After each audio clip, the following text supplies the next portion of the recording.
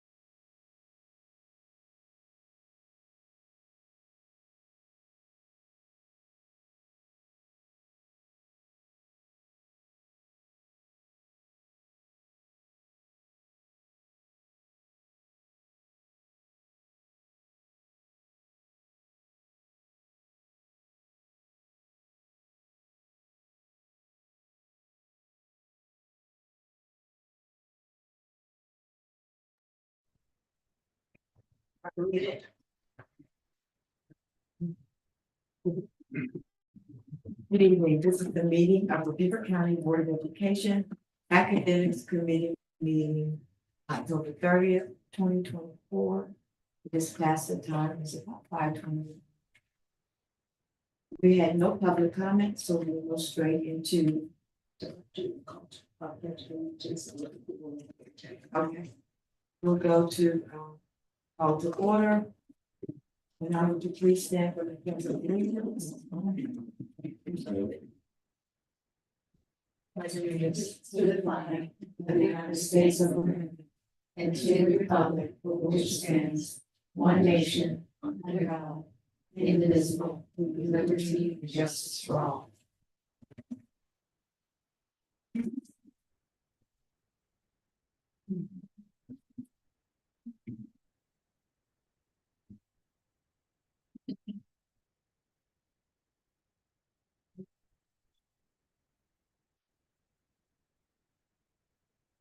Need a motion to approve the last agenda, please. This agenda. I'm sorry, this agenda. I will make the motion to approve it, but I do have some concerns about this agenda, Madam Chair. That this OE 13 discipline is a large OE. Now, I think there's a lot here to unpack, but I'm willing to see how time permits to allow us to go through this OE. For sure, myself, I have questions, and I was like, we do have some other things to cover tonight. So I just want to put that out there, and I think that this is a lot of information that they're putting into this one OE just to bring in one meeting. I think maybe we should probably just this and pieces of this, but shag glass, that's just my general concerns going into it. That's all. It's respectful. But yes, ma'am. Second, a second. Angela's not on. You have to second it. I second the motion to approve today's agenda.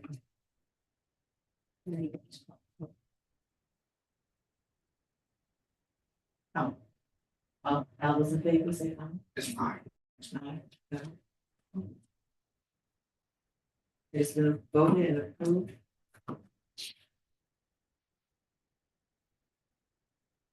And there are no public comments for tonight. No public comments.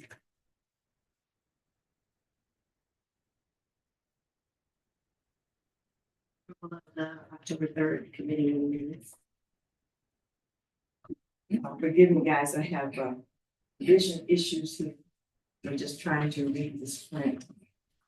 So, approval of the October 3rd, 2024 committee meeting minutes. I wasn't here, so I would abstain from that. So we just not do anything, we'll get to the next meeting.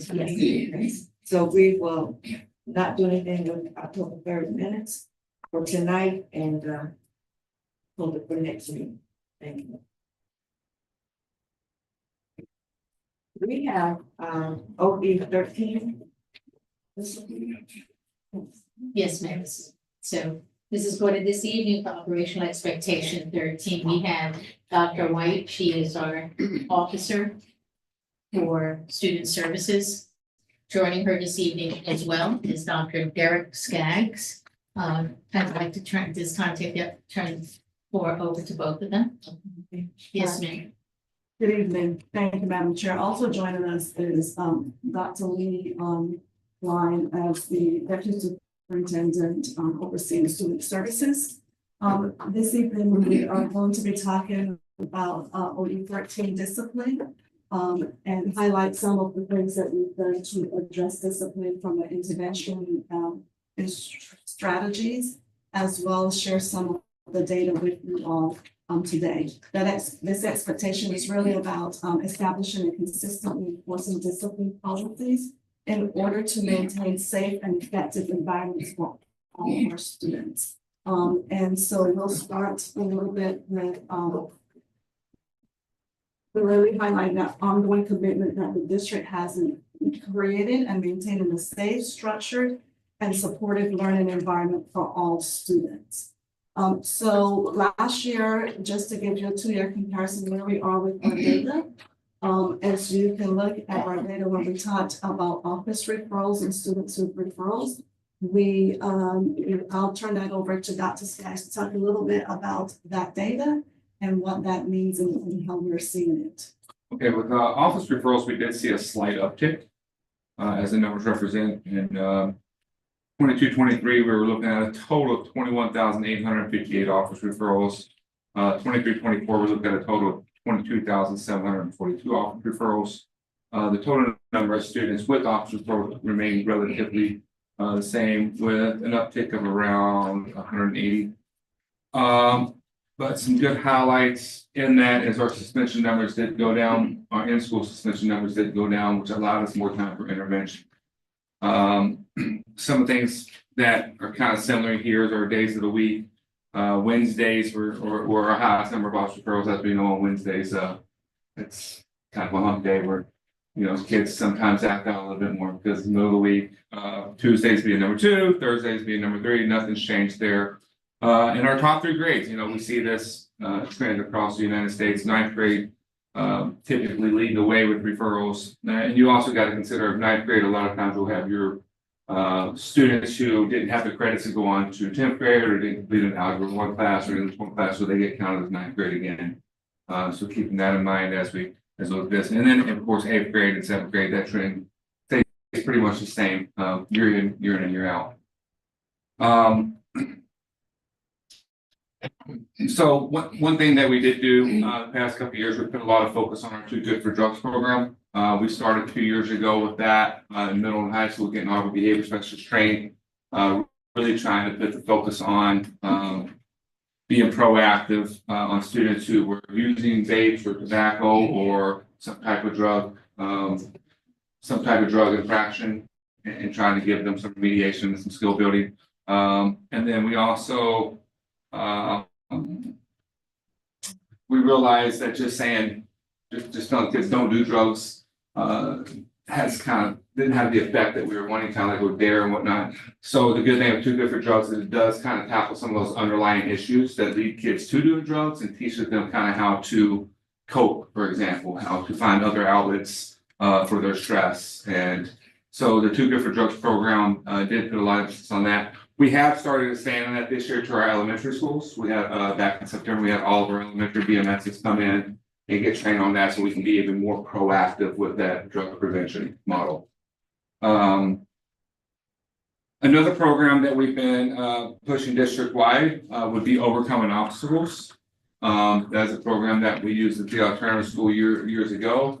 And it's now a program that is at no cost to the district that we have trained our behavior specialists on. It focuses on supporting student social emotional development, teaching skills like conflict resolution. We realized we had a huge problem with students not knowing how to respectfully disagree, for example. So teaching skills like conflict resolution, problem solving, effective communication, very important. We put a lot of time into that. Drug prevention, and then also more violent type conflict type infractions is really where we put a lot of our focus in the past 2 years, which we'll show on our data as we get down here a little bit, right? So our behavior specialists typically lead the way in that. We do train them, and then they go back to their schools, work with their school teams or their student services teams at schools to help provide that full wraparound support for all of our students.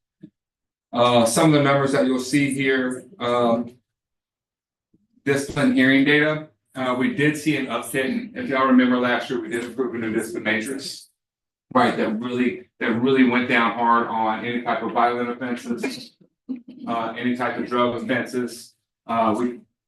We did take a lot more students to hearings. So that being said, you will see some of these numbers uptick as far as how many kids had to go in front of a hearing board or hearing officers.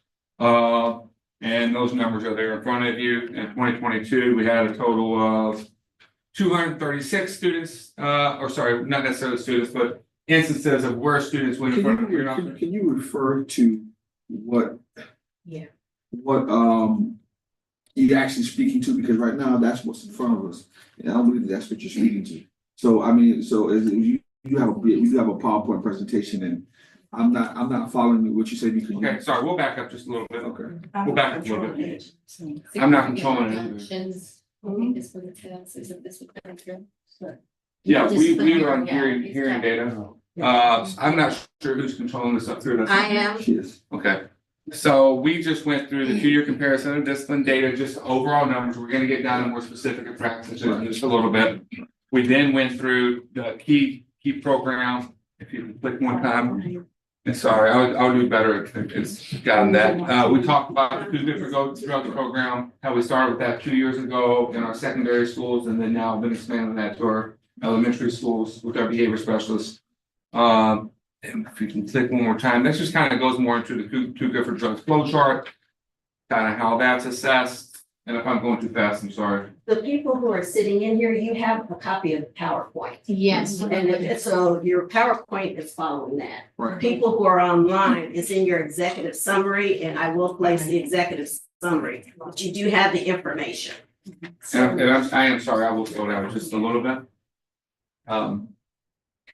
So I did go over the 2 different drugs, we brought that in 2 years ago, started with our high school BMSs. We then expanded that to our middle school BMSs. This year, we brought everybody in this year. Back in September, we brought all the BMSs in. And we're trying to expand that down to our elementary schools to be even more preventative. To try to catch them before they even start experimenting, right? Try to teach them those coping skills, try to teach them those skills that will help prevent them from turning to a substance to help deal with some of their issues that they have going on. All right, the next slide is going to go over one of the curriculums we brought in. This is a free curriculum, was at no cost to the district. We used to use this in our alternative school and also in some other schools that I've worked out. It has been released to the public for free. So we have trained all of our BMSs on how to use overcoming obstacles. And again, overcoming obstacles does support the student social emotional development. Does teach a lot, puts a heavy emphasis on conflict resolution, how we can respectfully disagree with each other, for example. Also problem solving and just effective communication overall. To really start tackling, start trying to prevent a lot of those fights. Can we go up a little bit? Yes, sir. Let's go back to this chart right here. This Okay. last chart. Let's take our time and break this down and let's understand exactly what this chart is saying. Okay. So this chart was, if you remember a couple of years ago, we had, and it's gonna lead into the chart. If you remember a couple of years ago, we had the issue that we had no tobacco or drug prevention type program. We were referring students that got in trouble or got caught with like some type of tobacco or some type of drug, we were referring them to a skip program or some type of outside agency. Come to find out, when we ran the numbers, a lot of their parents weren't following through with that. Right, so we didn't have the option to keep them out of school, but then we didn't have nothing to kind of give them once they came back in school. So that led us to go out and say, hey, we need to find something that the school district can do for these kids, right? The kid, and at this point, it was REACT, right? The kids have been in, as it says here, step number 1. The kids that got caught with something, whether it be vaping in the bathroom, whether it be some type of tobacco, whether it be some type of drug, they got caught with something. The old way was let's refer them out. Hope and pray that the parent takes them. Like I said, a lot of times they didn't. So now what we do is if a kid in middle school or high school does get caught using some type of substance on our campus, they do get a consequence with our matrix, right? Then the administrator, this just helps the administrators kind of go through the flow chart. They get a consequence. The administrator then consults with the student parent regarding the referral and assigns the intervention with the BMS. Now, usually we start that intervention on a monthly basis because it's a 10-week intervention that lasts about 30 minutes each. So we assign that on a monthly basis. So in other words, if you got caught in August, September starts your classes, right? So it's up to the school to determine when they actually participate or when they do those classes, but we do ask that they do them in groups. Like I said, if you get caught in October, you start the next month in November, right? With the whole group of kids.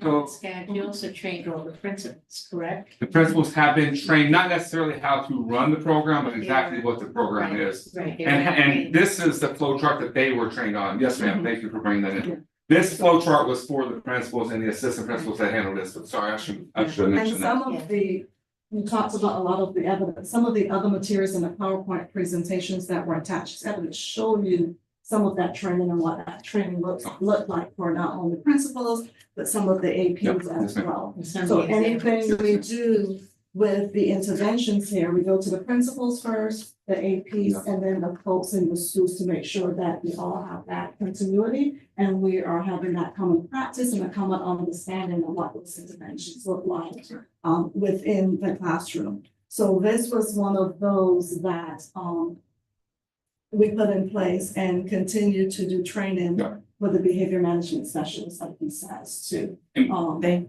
Yeah. you. We have a board member that has a question. Sure. Yes, ma'am. And I'd like her to ask in case it's in Yes, line ma'am. with what you're talking about. Yes.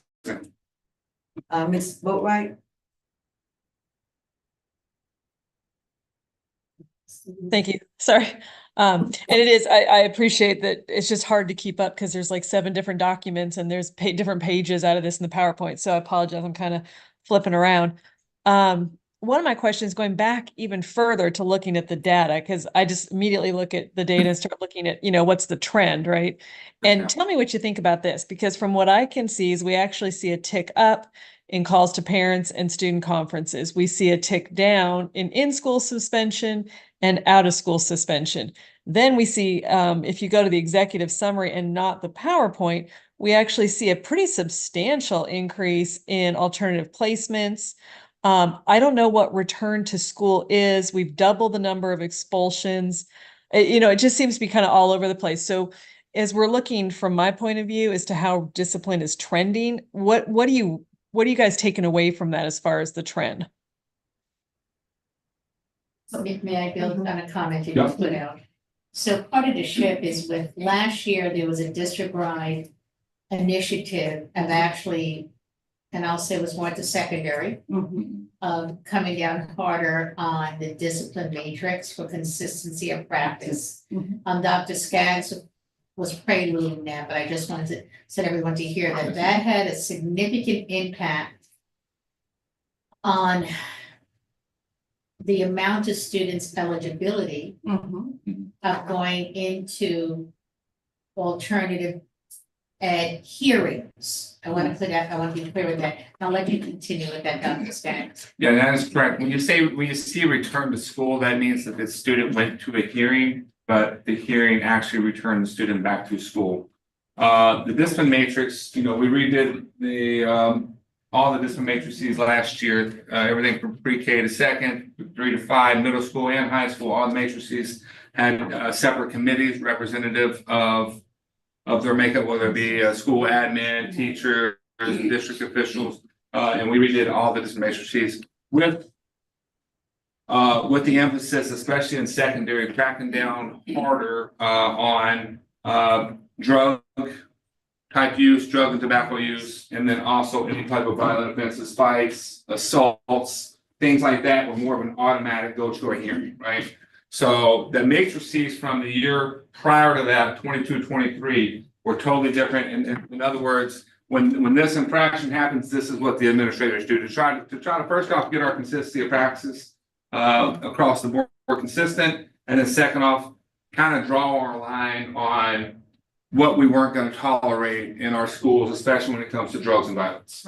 Right. So a lot of if you compare the discipline matrix from the 22-23 school year, where you don't see as many referrals to the hearing officer, to the 23-24 school year, where we had a new matrix that did require a lot more students to go in front of a hearing board, because the consequences of the infractions were more severe for the more severe infractions. And also to add to that, one of the things that we were very intentional about is making sure that our administrators understood the matrix and how to interpret that. So we did a lot of training with the APs and the principals and around those things too, so they can have a better understanding. We had some turnover in administrators and APs, and making sure, again, we have that consistency of practice. So that also made a difference too in improving and increasing their knowledge and how to do that, not only on being consistent with what they were doing for the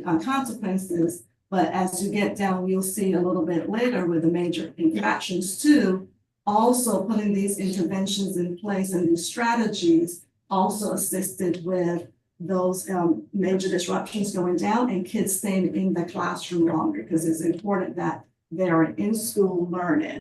So it's a combination of things and why we see some of the data that looks, because that was the same question I had when I looked at the data too, is, okay, I see this here is going down, but look at our hearing referrals, let's go and dive in a little bit deeper to see why that occurred Yes. As well. So and just to Right. clarify, that's excellent. And if I could just get a quick follow-up, because the other thing I'm just a little bit, and like I said, I'm just kind of flipping between screens, but we had a big it sounds like what you're saying is due to the change in the matrix, we had more alternative hearings. Like, I mean, basically 50% more year over year. But then why is in-school and out-of-school suspension substantially lower? Is it because these would have been people that normally would have just been an out-of-school suspension? I think one thing that would be really helpful when we bring this to the full board is to go through, because I'm having a hard time sussing out, okay, that went to a call to the parent, what, in-school suspension, out-of-school suspension, if there is, you go to out-of-school suspension first, or, all those different things, because it's very odd to me that we have a substantial reduction in-school and out-of-school suspension and a big jump in alternative hearings. I'm not sure if that's just because there's a way that the matrix works, or that they just skip in-school and out-of-school suspension for these infractions. Yeah, I believe the discipline matrix works. Yeah, and what we'll do is, if we do, when we do come to a board meeting, we'll bring in actually copies of the discipline matrix. That'd be great. So if you look at the discipline matrix, and they're available on the website, and that you'll see that for a particular infraction, if it's the first time, it may just require a call to the parent. Right. The second time, it may be, so it goes through that graduation of getting progressively higher. They can be accumulation of offenses that might escalate a kid to a hearing office, to a hearing. And what we saw also, we drilled down a little bit further, we also had some repeat offenders. So it doesn't necessarily mean that number of kids, but someone may have gone 2 or 3 times. And so we looked at why they were going to the hearing officer, and also why were they being returned to the school as the disposition of that hearing. Is it that there weren't enough interventions put in place? And so that's where we then work with specific schools around making sure that the interventions are tight. So when they do decide to take that, and also making sure that they're following the matrix before they recommend a hearing. So all those things we had to kind of go back and look for and make the adjustments for this upcoming school year. Yeah, and you hit the nail on the head. That's why I think that is exactly what's tripping me up, is it's a progressive discipline matrix. So I'm like, so the minor infractions were tipping up, but then the middle level were lower, and then the higher level were much. So it was just confusing me. So I do think if you guys could just sort of bring that forward to the full board, because what I want to know from a board perspective is, are we cracking down harder, or are we changing changing the definitions? Like, I just want to kind of know how the district's approaching discipline based on this data. So I appreciate all the comments. You're welcome. You're welcome. And keep in mind, the district does not get to determine the definitions. The state assigns the definition for each infraction. We are able to determine what intervention we put in place for that infraction, and then able to determine what consequences students face, progressive consequences students face for committing that infraction. Gotcha. Well, also, in terms of the comparison that you just brought out, was kind of some of the complaints that I was gathering, that I was getting last year, in terms of understanding. I was going to bring it back towards the end, as we were passing, but now that you brought it up, and to me, it kind of aligned with the data that is being currently given, that it seemed like there were more students who were going to discipline hearings, and the from the school levels, the infractions were taking students from 0 to 100 real quick. And there was a lot of parents were complaining and saying that, listen, this is my child first, or this is my child second offense, and my child is now landed at a hearing. So to me, that as a board member, that brings me some concern. I was waiting on this data to see what that looked like, and that is to me alarming and definitely kind of concerning that we're taking students to hearings, because depending on what these students doing, it is our duty to keep students in school and in classes as much as possible. Like I said, it brings me concern to see why we're putting things out, and how often that we are putting students out of school, and what that looks like, and what our alternative program. Well, I know what the alternative program looks like right now, but in terms of what that look like in terms of year to date, and what that number looks like, and what we're serving, and how many students that we're putting out of schools are just in there. So these numbers do bring me some concerns. Concerns. May I ask, is it possible to look at what constitutes a referral to or Yes. a hearing Yes. by numbers? So you would define what the infraction is, so that board members may not be trying to get what doctor there, Yep. right? So they can see that there were this many severe fights. Mm-hmm. Thank you.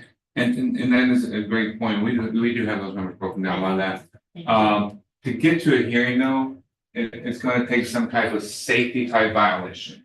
Like you had to create some type of safety.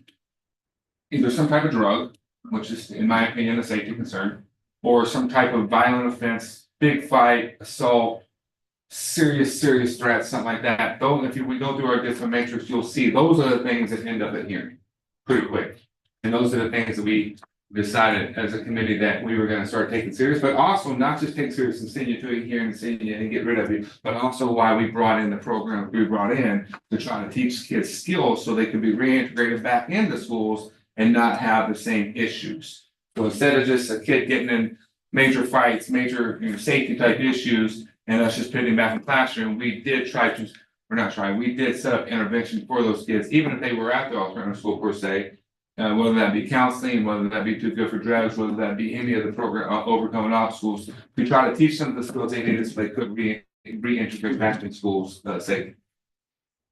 Well, for me, with all due respect, I do understand the steps of it, and I'm sure Mrs. Gordon do, because her past history is that she has ran an alternative program.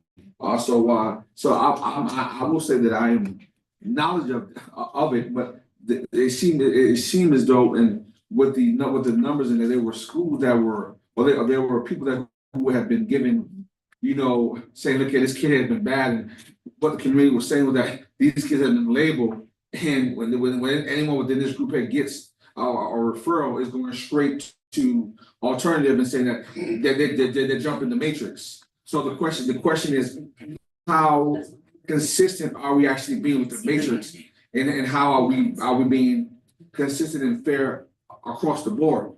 And with these numbers and with the concerns that my constituents have brought out, it does bring some type of it seems like there may be some validity to it, and so that for me that's a great concern. And I think I'll go with Dr. Shaw says. I think it would be a very good for us to bring in all the numbers for what did constitute as a referral to alternative school or referral to expulsion. We see what the actual infractions were. You can't give any names, but Can't do names. You should build on what Dr. White was sharing, repeat offenders, right? Mary had 15 referrals, and then Mary did this incident. Yep. That's why I got to that packet. Yeah, Right, exactly. that type of data points may be something to Yes, ma'am. lend to, give a different lens. Yes, ma'am. Thank you. Excuse me, Dr. Lee has her hand up. Yes. Yes, Dr. ma'am. Lee? Yeah, I just wanted to add, I agree, Mr. Smith, with what you're saying, and also Ms. Boatright. And we can provide those numbers for you. I do think that the issues that went to a hearing were the more severe and the safety issues. As you noted, that there were some that were returned to schools, and that was to make sure that the schools and the principals followed the protocol, and that those students were able to have those interventions for the things that they were taken to a hearing for. So the ones that actually were upheld and remained in alternative placement were those safety concerns.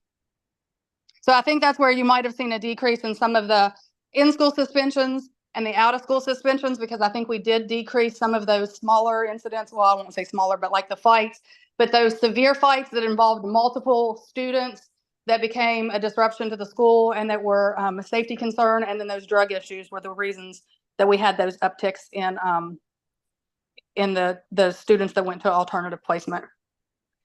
But we can provide those numbers so that you'll be able to see it and follow it better. Thank you. Yes.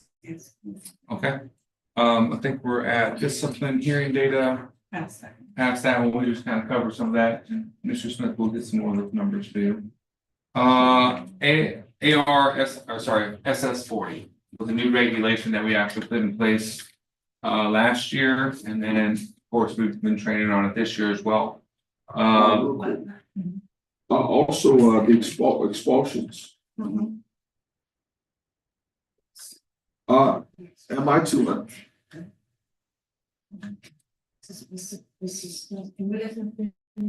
This part of it, you can raise your hand and ask him. Okay.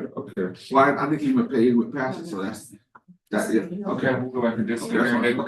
That's fine. Right, so based on the discipline hearing data and that kids are removed from schools, and they go out, they have to re-enter, we want to make sure that when they're coming back to us after an extended period of time of being gone or coming from another environment or another school district with some removal, that we wanted to be very proactive and have things in place to, for safety reasons, and also to make sure that they don't get themselves out of school again. So that is where Dr. Skies was leading in then to the new AR SS 640. SS 40, that reentry process to help us as a district, make sure that we continue to maintain a safe environment as well. So part of that is just making sure that we also have that parental involvement with our kids. So they have to come and meet with the committee.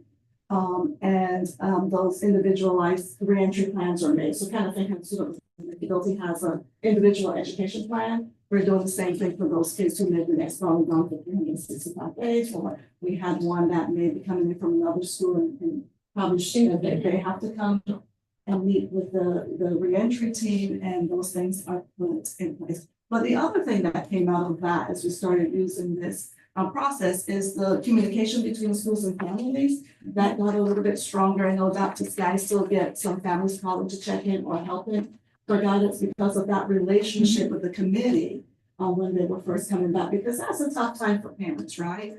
Understand that, hey, you might have to stay up some more, but now these things are put in place to help them be successful in school and work towards graduation.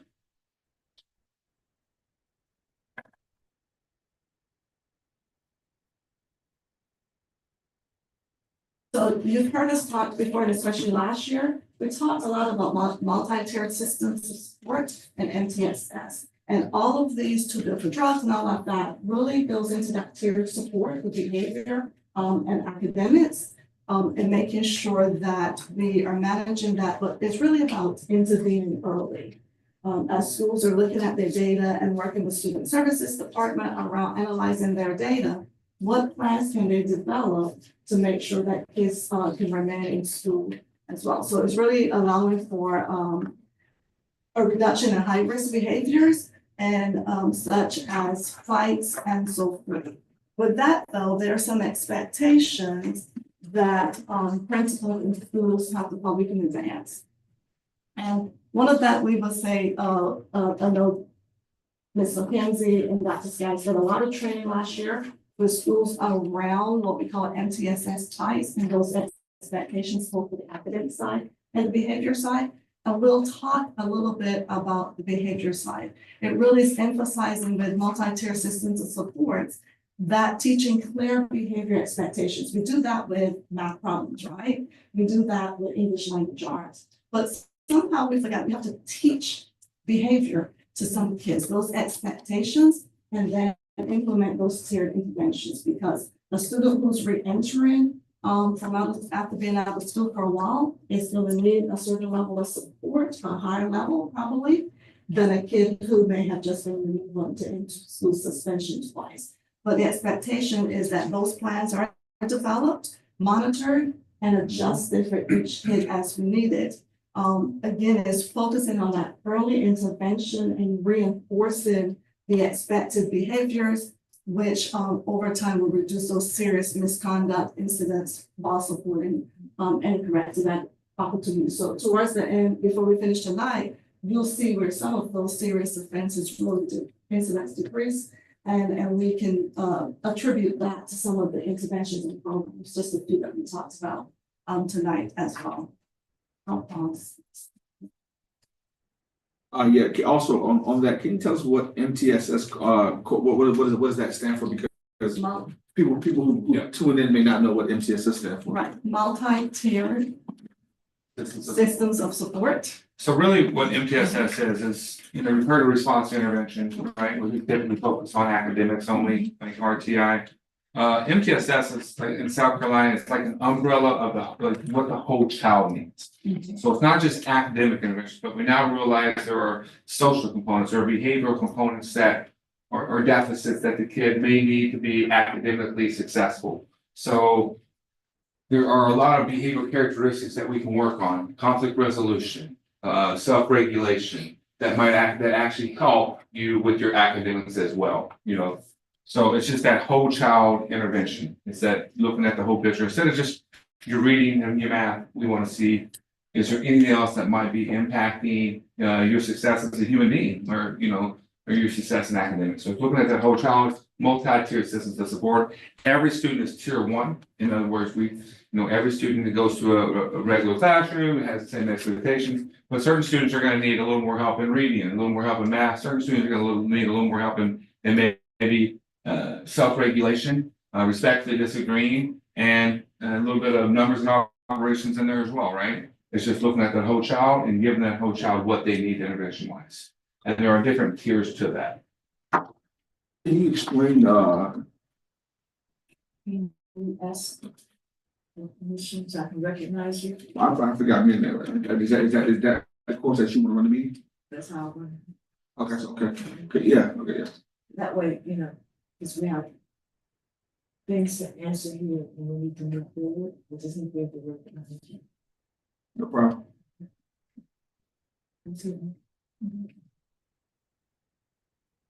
So you want to come back to this question? Yes. Okay. Okay. So as we said last year, we really did do a big overhaul of all of our discipline matrices. We have 4 different discipline matrices. We have our early child, which is pre-K through second. We have our 3rd through 5th, which typically we consider our elementary matrix. We have our middle school matrix, and we have our high school matrix. All those had different committees that worked on them last year, or actually the previous year. They went into effect last year, and we did a lot of training around that consistency. Each one of them, if you actually look at them, they are a lot more heavy intervention focused, especially on the low level stuff. What we call level 1, level 2 are a lot more intervention heavy, but they're still intervention focused towards the level 3 stuff, what we consider criminal type offenses or potentially criminal offenses, which is why the committees decided, especially in secondary, to kind of have that line as far as that's why you see kind of an uptick in some of those alternative school referrals, was because some of the violent stuff, some of the illegal stuff, they said, okay, we're still going to provide intervention, we're still going to bring in programs to help these students under multi-tier systems of support, but we're going to do it in an alternative location to keep the school safe. So that's where you do see a little bit of that uptick, right? Even though they're still very heavily intervention focused, and one of the other things that we really heavily relied on last year and is really bringing together a student services, school-based student services teams. So we could start looking at that whole child. So we could start really digging in and just saying, okay, he's struggling in reading, but what are some underlying issues maybe going on at home or mental health or, just behaviorally overall that might be impacting that. And we would bring our social workers, our school counselors, our behavior specialists, that whole team together to look at that student. And that's some of the work that we're continuing this year, is really refining some of that MTSS support. Madam Chair, may I ask a question? Yes. I'd like a clarification, so that's not in lieu of the MTSS team, it is all part of the MTSS. It's all part of the MTSS team, yes, all that is part of the MTSS team, yes, ma'am. Yes, ma'am. Okay, so overall, we did see an uptick in especially our level one referrals, which are more of our minor track referrals. We did see an uptick. But we did highlight some of the decreases that we saw last year. For example, fighting, we've seen a decrease from in 2022-23, 799 to 666. I know that's kind of a bad number, but it is there, the number's there, it is what it is. Major disruptions, we've seen a huge decrease in major disruptions. Maybe that's, you know, some of that is attributed because we did more clearly define what the state said a major disruption was, and we did training on that, so they didn't just classify everything, you know, schools, for example, didn't just classify everything as major disruptions, but you'll see a huge decrease in that. Threats to school and staff, you'll see a huge decrease or significant decrease from 22-23 to 23-24. And I won't read the rest of them to you, but you'll see a decrease in most of the things that we put the emphasis on. Did we drop the, you know, I won't say drop the hammer, did we draw our line? Yes. But did we actually add a heavy dose of intervention for these things, too good for drugs, overcoming obstacles, to teach these kids skills so we can reintegrate them back in schools? Then that was a yes as well. And I do believe our major incidents, including bullying, and I know you mentioned harassment earlier, but all those numbers actually came down. But those are the ones that we said, hey, this is what we're focusing on as a district. Right, and we've seen the numbers come down. This is what we're training our folks on, our principals, our assistant principals, our behavior specialists, and we're starting to see some of the payout of that. So that's kind of what we have. Of course, our emphasis is going to be continuous improvement to 70, 75, 92. We're not done. We're continuously trying to get better. We're continuously trying to train our folks up more. We're continuously trying to, partner with agencies and out, both inside and outside of school to help provide better services for our students.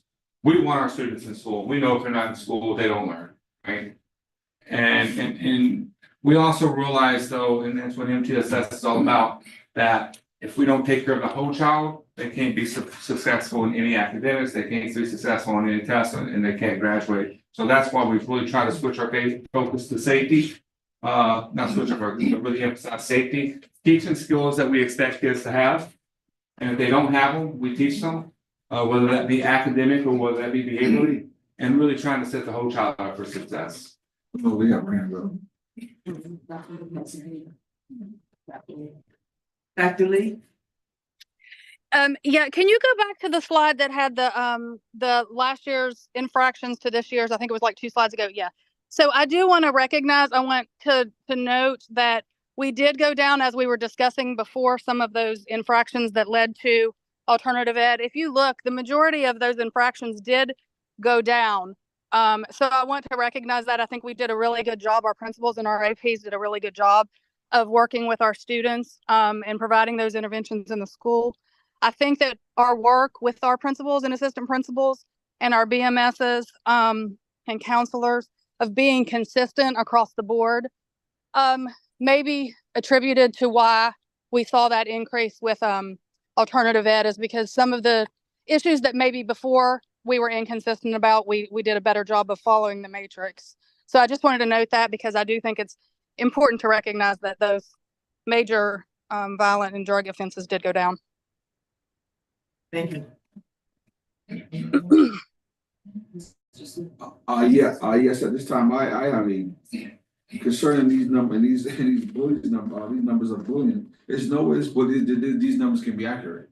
From the amount of calls, the amount of people, social media I see about bullying going on, there's no way this number can be accurate. I'm going to say that publicly. I really sincerely mean that, because that's how I'm actually on the matrix where Mrs. Gordon stopped me on. I want to know what was the on 7 and 8. What I want to know who, where, what, when, why, and how. What was the how did I develop? What was the system in terms of bullying behavior? Because I can just talk about. I left some yesterday. I had maybe about 5 parents walking to me about their kids getting bullied. So I mean, to see is that you only had in terms of offenses, or about 50 bullying situations? So these are bullying infractions that resulted in discipline. That doesn't, so what I could share with you the next time is the number of incidents that were reported in our bullying reporting system. See something, say something. Those numbers are higher. These are only incidents that were investigated and led to, according to the discipline matrix. So that's why you would see that difference. But anytime there's a bullying incident, a student or parent, anyone can report to our anonymous reporting, that as well. Even with that, other respect, that's still very uncomfortable because the amount of complaints and the amount of parents that are talking about and crying out about the different situations with bullying does not correlate with that number on that I have before me. That's just, I mean, that's just from where I sit and from what I see, what parents are talking about. And it's just a little troublesome. Thank you. Dr. Lee?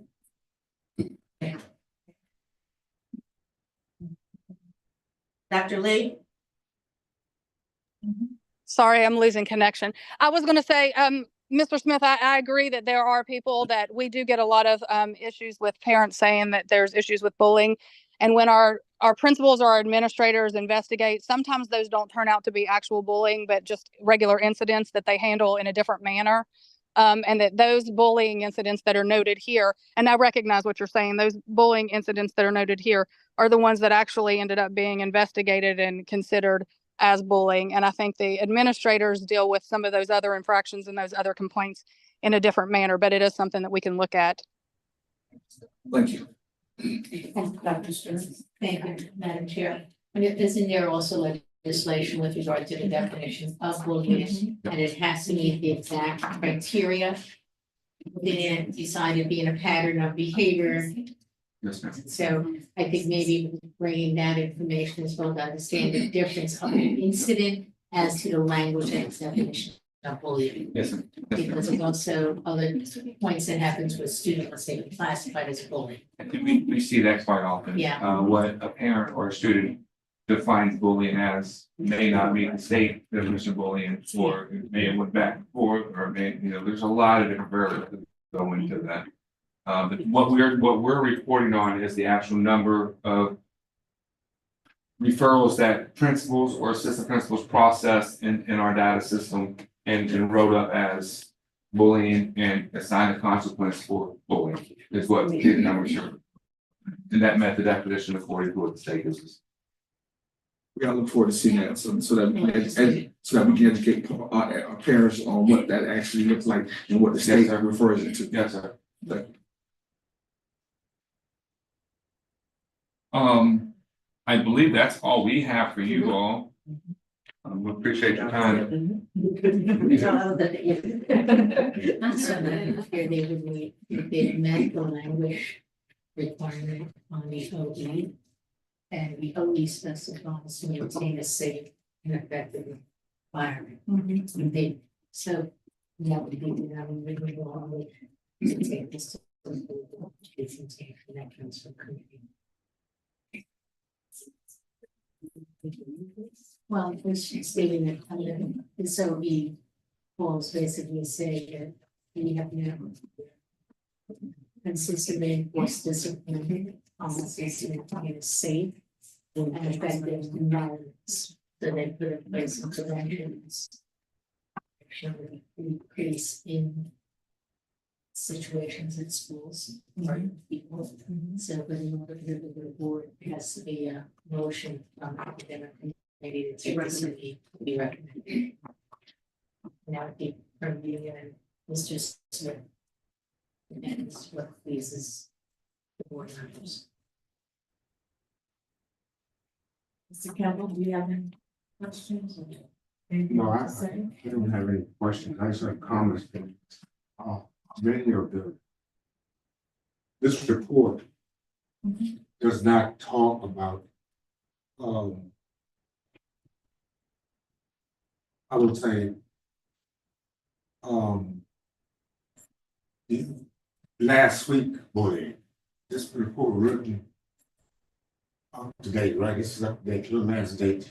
Last year. Last year, so it's. Yeah. So many of the things that parents are saying about voting is not in this report. So you have to go by what happened last year, not this year. Thank you.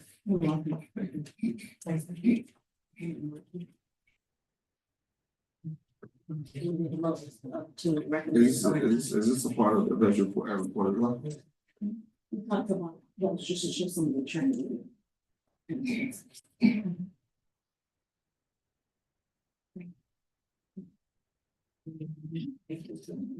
Yes. Okay, we need a motion to take this report to the full board from this academic committee. Well, I was thinking that, they said they were going to do some work out that Ms. Boatright asked about. That they were a couple other things that they were gonna do. I figured they can bring that back to us because I'm gonna be honest, I'm not ready and comfortable to take this to a full board at this time. I mean, you can, I just figured once we get that breakdown and we look at some of the information they bring us, then I think that at that point in time, I might be able to do that, but at this time, not going to be able to. Next agenda. Okay, so. What we'll do is answer the questions that we're given to you at the next meeting, and then I guess in the December or Yes. right now. We'll just- So we I then appreciate we the- both items on the agenda for next month. Academic committee will be probably the week after Thanksgiving. I know we normally do this at the end. Number one vote. So Yeah. So it would have to be, right? Yeah, so it would have to be the last week of November. So, the next tentatively meeting is scheduled for November 20th. Us, academic committee. Academic. What's the next one? Meeting? The next board, we have a board meeting November 12th, we have a work session on the 22nd, and then in December, we have one board meeting, and that is on the 10th. So we only have one board meeting.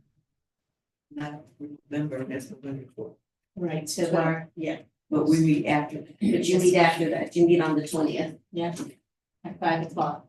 Yes. And we won't be able to present this to the board to decide. Yes, ma'am. Are you all okay with that? To give you enough time to?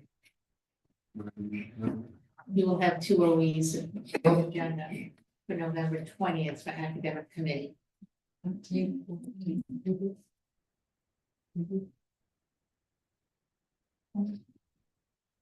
With the adjustments from OE 13, then it will be 14 as well, correct?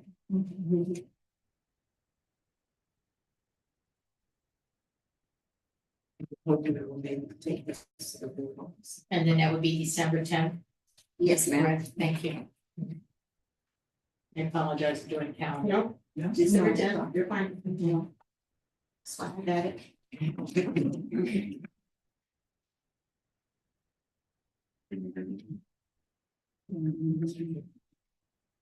Yes. Election days. Next Tuesday. Yeah. Wednesday is the 11th, it's the 11th, so the board meeting is next Tuesday. Yeah. Yeah. It's next Tuesday. Yeah. The 12th, yeah. Tuesday, yes. I know you can. Oh, and for clarification, that board meeting will be conducted here, am I correct? Yes. Thank you. Thank you. So is that all that we have? No, ma'am, let me go through, ma'am, yes, Chair. Thank you. Thank you. Are we good? Thank you so much.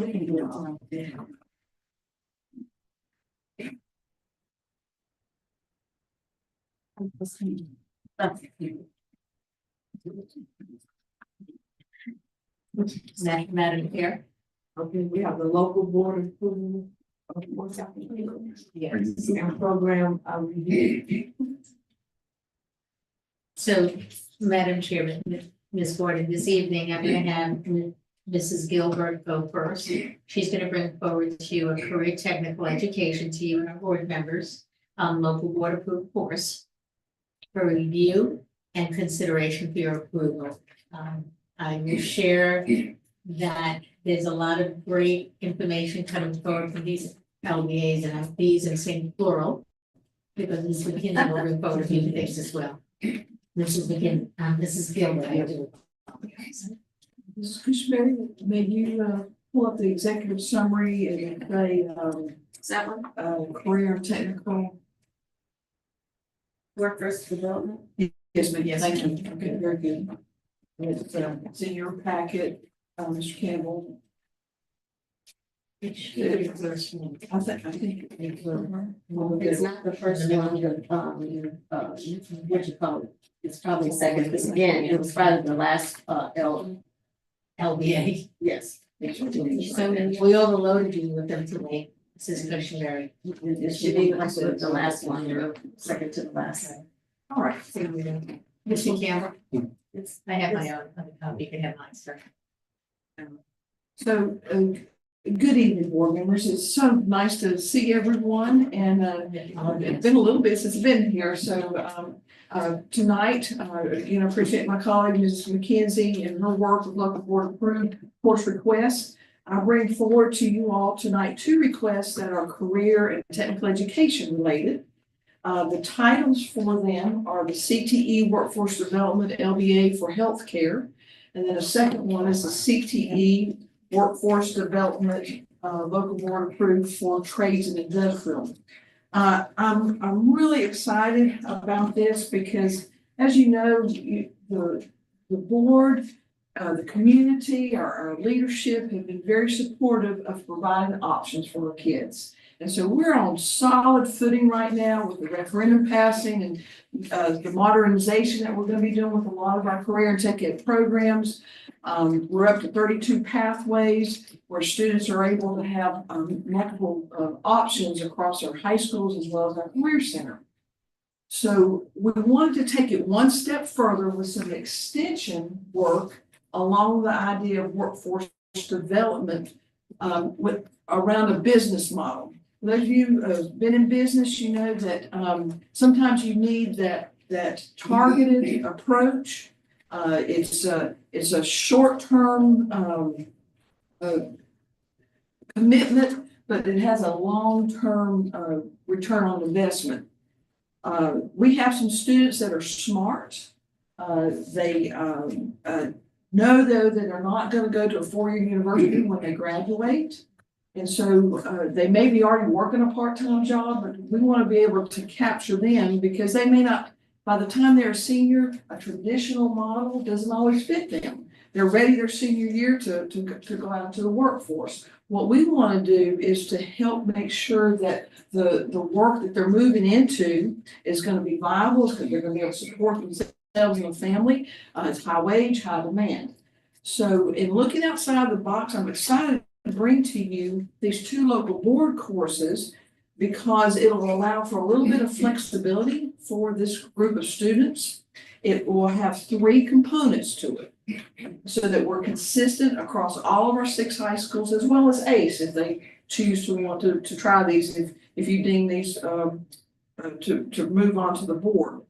The 3 components are it's a semester block, so they would get 1 credit unit of credit. They would first be partnered with a business organization that they would go, say, 2 days a week. It could be up to 3, but they would go onto the site of the work site and they would be trained by the employer. Now, this is a little different from the CT internship. CT internship, they can go 5 days a week. It's a separate course. This is where we would have a memorandum of agreement in place. So we cover all the liability, but they would be very targeted in their training that they would be provided. The second component is they would enroll in the Technical College of the Low Countries continuing ed or workforce development courses. We already have a model for that. Our Well Branch Early College High School students, Mr. Campbell, last spring participated in the Certified Nursing Assistant program, and they did a phenomenal job. We have 100% placement rate. The difference with TCL's continuing ed workforce development courses compared to regular dual enrollment is that per the state, you don't get credit. In dual enrollment, whether it's a career and tech ed or a college transfer, you can get a high school credit as well as a college credit. But for continuing ed or workforce development, because it is that just-in-time training, it's specific to a particular skill, you don't receive high school credit. So we wanted to incorporate those courses within this local board approved course so that for the CNA students, they would be able to get their high school credit. The third component that will be required, that will be consistent across the schools, they will have to do a minimum of 1 day a week in a designated area back at their feeder high school. That the principals deem, it'll be under the supervision of their teacher of record, and they would have to work on a soft skills employability credential. Now, we're already doing that in several of our classes, but this would be very specific. They would do a portfolio that would have an aptitude interest inventory. It would have a resume building so that they have a resume when they finish up, and they would have to present this at the very end to different stakeholders as part of their overall final grade. And there'll be a consistent rubric that all the schools would use for this. So if they complete all three of these components successfully, then they would receive that card unit of credit. And again, the reason that we're bringing this to you as a local board is because right now, if they go to do a specific training, they don't get the high school credit for it. So if we can combine this and meet the criteria for hours of instruction, then I think this student who participates in this will come out not only advancing themselves into an entry-level job, but it's going to give them those skill sets for them to be able to continue on. They may want to continue on with TCL once they graduate with us. They'll have to be a senior, and they have to be nearing 18. So let me give you an example of how this is going to work. If you could go to the second page, Ms. Cushenberry, this will be a hybrid model. The employability credential will be online that they work on at their school. We already have one business partner that has been, we already have the memorandum of agreement, and this is Beaufort Memorial Hospital. So we will actually be, have students that can go 2 days a week. They will work on their patient care technician training, and they will work on or their certified medical assistant training.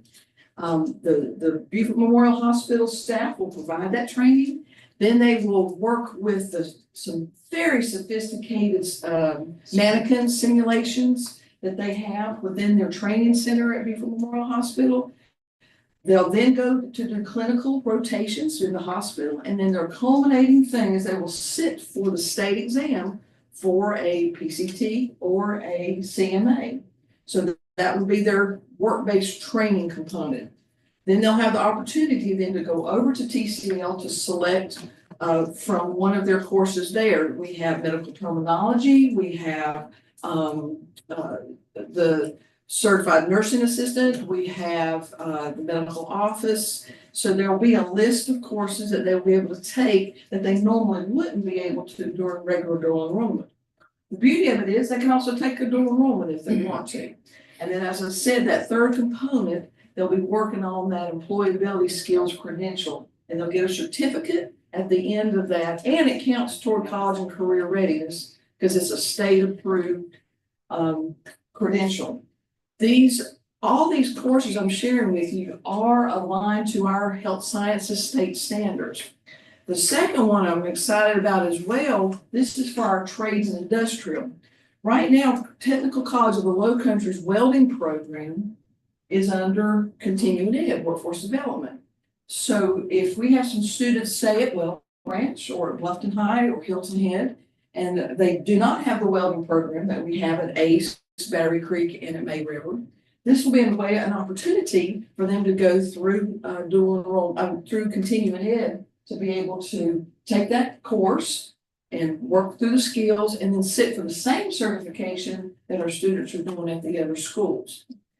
I also envision on down the road with having this flexibility of this course, we might have some students that they're almost finished with all their credits and they want to just come to school after they've done their workforce training and take the class maybe at May River High School where a TCL instructor comes on to instruct the classes. There's going to be a lot of future opportunity by having this course that you can embed workforce development activities. The other cool thing about this is with the buy-in from our employers, starting with Beaufort Memorial Hospital, but this will also go toward south of the Broad as well. So if Ms. Boatwright is still on there, we still are definitely gonna be developing those partnerships along with the same concept. But Beaufort Memorial has committed to paying for the students' tuition for this training. Well, it's not tuition, it's their fees. They're paying for their clinical scrubs. They're gonna pay for their examination fees. TCL, there will be in-kind services because of the governor's government masters, it's called SC Wins. It's a scholarship or grant that goes to these high wage, high demand occupations. So those courses will be paid through that scholarship. So really the Beaufort County School District, what we will incur will be some cost for the employability skills online software. And I do that through our career and tech ed funds. It's $14 per student, so it's very reasonable. There might be some other costs involved as far as they have to do a background check, you know, with a company or someone. We try to help with that. So ultimately, I put forward to you that by kind of rounding this out, we've got our career awareness in our elementary middle grades. We've got our pathways within our high schools and the career center. Now we're targeting this group of students. We're not talking about a lot of students. We're talking about this group of students that we don't want them to fall through the cracks, but they at least they'll come out with some experience, they'll come out with a portfolio, and really to help them to advance themselves, you know, by the time that they graduate. So I hope I've explained it well enough to you, but it's I think it's going to be a good thing for us. And next year I'll come back to you and we'll add another local board, say for if there's a workforce development course for some of the IT, for some of the business. But keep in mind, we still have CTE certificates under dual enrollment that kids can take. The other one I forgot to mention is HVAC. Under workforce development, there is a heating, ventilation, air conditioning, and refrigeration workforce course that they can take. And the beauty of that is we pair them with one of our local HVAC companies. So they're doing this a couple of days a week. They're going to the company to be trained by the employer, and then they do their portfolio. And you know, wow, who wouldn't hire them? You know, when they go across that stage. So I appreciate your listening to this, and hopefully we'll be able to bring it to the full board if you approve. And do you have any questions? Yes, ma'am. About how many students are you targeting who may be interested in this program? And that will vary. That's a great question. So for the Beaufort Memorial Hospital program, it's called PATH, People Achieving Their Highest. They're already doing it with their adult population that say works in a cafeteria, but they want to become a patient care technician. So I think it's very proactive and innovative that they are doing. So they're accepting a cohort of 20. And if this is approved, we can actually start this in the spring. The trades and industrial, this would not start until fall of next year to give our counselors and our career development facilitators time to market and schedule to the students. But, you know, if we have from each high school and possibly the career center, and we start to develop these at different employer sites, some of the hospitals or long-term care facilities in the southern part of the county, I'd say that we could accommodate, Mrs. Gordon at least up to 75 to 100. But again, it's not the quantity versus we're already serving about what, 3,000 students now, taking one or more CTE classes. This is a group of kids that they're smart, but they may be working a part-time job and they don't see the value of coming that senior year. This will be a way to keep them in school while they can get a high school credit. Great question. Anything else? Yes, ma'am. Ms. Boatright. Oh, hi. Hi. Yeah, so of course, I mean, obviously I love it. I, would like to see it south of the Broad, although Buford Memorial is setting up shop south of Broad. So, I don't see why that we couldn't have more students over here doing it as well, because clearly this Bluffton is where all the healthcare industries are moving into. So I think that would be really important. But what I think is really interesting is I was going to send this article out to the board because they highlighted, I read about Virginia Fast Forward, which is this model that's in Virginia that a lot of people are getting excited about. It ties into sort of what I think would be a great move for the school district in terms of workforce development. And it's very much what you're talking about, which is certification based, right? Because in the world that obviously in healthcare, there's certifications, but there are a lot, especially in IT, like an 8-week course to get certified in Microsoft Entra, a 10-week course to get certified in, AWS, whatever. That's actually more valuable than a bachelor's degree in computer science out in the workforce. And I would imagine that, in HVAC repair, et cetera. So I would love to see what you're starting here really expand and start looking at how can we get kids, like you said, while they're in high school and while we can pay for them, get them certifications that make them job ready as soon as they graduate. I think that, excuse me for 1 second. Sorry, this is the downside of zooming in, but I think that would be, a great direction to go in terms of where I think a lot of things are head in the future. So I just kind of wanted to bring that out, that I fully support this, would like to see it south of Broad, but would really like to see it expand into other areas. And the other thing is, if we're doing this in conjunction with higher education, we are going to a large percentage of our students that will be ineligible to participate.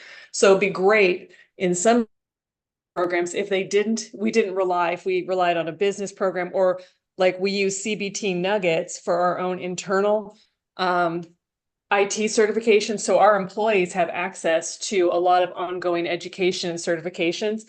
If we could maybe expand that into the population that would not be eligible to participate at TCL or USCB. Thanks. Thank you so much, Ms. Boatright. You get it with your good business mind. And if you have an opportunity, if you could please send that article, that Virginia Fast Forward, I'd love to be able to read that. But no, you are correct. Buford Memorial Hospital definitely wants to work with our students at their facilities in the southern part of the county. But I will also be reaching out we already have a MOA with Encompass. We already have some May River High School students that's doing their clinicals with them. And then with the referendum work at Hilton Head, with their healthcare wing that'll come on board, this will definitely be something that will reach out to Novant there. But yes, you totally get it. Our goal is to expand this for all of our 6 high schools. Actually, our 6 high schools, I want to put this out for the allied health. If they want to be able to participate and they're part of that 20, that would be great. But like I said, I'm excited about that. And you're right, this is the wave of the future, not to take away from the full 4 years. You still have to meet your South Carolina graduation requirements, but just kind of being a little more innovative and looking a little outside of the traditional delivery method for high school. Anyone? Did you say specifically where this program will be housed at? I missed that. Yes, sir. Every high school will designate an area so that when they do their portfolio work, they'll be able to go. It might be the media center. Wellbrant does that a lot now with their dual enrollment kids. So therefore, not to cut you off, So therefore, this program will be offered on 278. Is that what I'm saying? Yes, oh, yes. Okay, so- As long as we include all three components to meet the hours of instruction. So if come fall, if Bluffton High School wants to do an HVAC training, then they'll be able to partner with the company. And yeah, for sure, so it'll work. So Ms. Boatright, did you just hear that? Sorry, couldn't unmute. Oh, okay, so the program will be offered in your area as well. It'll be offered to all the high schools. You know, I totally agree. I think, you know, realistically, but I think the other thing is to really focus on if there are ways to get some of these certifications now online for those who want to do it and not be so focused, location focused, or, you know, using the higher education exclusively, because we do have a lot of students in the district that are not eligible for those. So while they're in high school, if we can give them a skill set that will help them, you know, when they graduate, I think it's a huge opportunity. And so Ms. Boatright, just for clarification, so we had over 500 certifications earned last year with our Yeah. career tech ed completers. And I hear what you're saying. It is targeted to the career and tech ed kids because I received state funds, and so does Dr. Levencio at ACE, so that we can use those funds to pay for the certifications. But like you said, we can't open it carte blanche. And you have to have oversight. I'm proud of our schools that and career development facilitators, they administer these certifications with fidelity, but I'm like you, I think this is the wave of the future and short-term business model for just-in-time training. We'll keep working on it. Now, may I put a point of clarification? Yes. So I just want a clarification.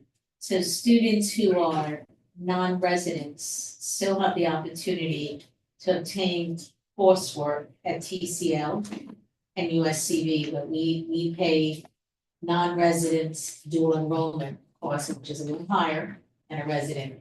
What conundrum comes in place is if Mary does not have residency or a social security number to sit for that industry licensing becomes a problem for some students without social security.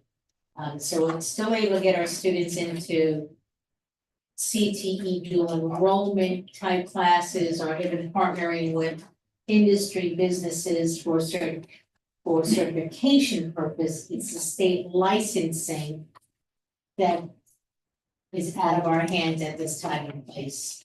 I just wanted to get that clarification of that. I was watching you listening, so.